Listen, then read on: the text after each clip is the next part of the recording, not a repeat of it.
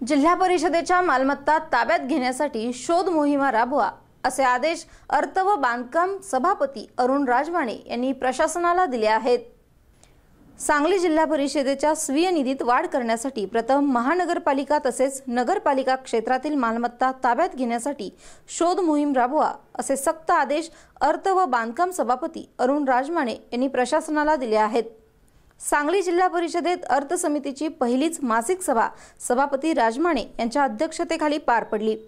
प्रारंभी सर्वच विभागाच्या खाते प्रमुखांकडून विविध योजनांसाठी लागणाऱ्या संभाव्य निधीची तरतुदीबाबत माहिती घेण्यात आली। डोनेशन घेणाऱ्या शिक्षण संस्थांना चाप लावण्यासाठी कसोशीने प्रयत्न करण्याच्या सूचना सभापती राजमाने यांनी बैठकीत दिल्या। कृषी विभागाकडून लाभार्थ्यांना देण्यात येणाऱ्या लाभाची रक्कम महिन्याच्या आत खात्यावर जमा करण्याचा ठरावही करण्यात आला। सदस्य डी.के. पाटील यांनी पंडित दीनदयाळ आरोग्य योजनेची प्रसिद्धी प्रभावीपणे करावी अशी मागणी केली। यावर आरोग्य अधिकारी यांनी योजनेबाबतची अधिक माहिती दिली।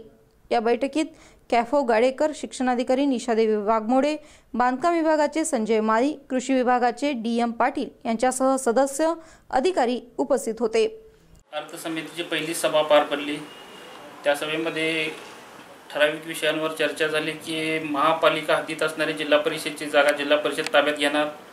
तसंच कृषी विभागाचे आढावा झाले। तर कृषी विभागाच्या आढावामध्ये जे लाभार्थी निवडले जातील त्या लाभार्थ्यांनी स्वतः पैसे खर्च करून जे वस्तू साहित्य खरेदी केलेले जाईल, त्याच्यानंतर त्याचे पैसे परत शासनाकडून 1 महिन्याच्या आत खात्यावरती जमा झाले पाहिजेत।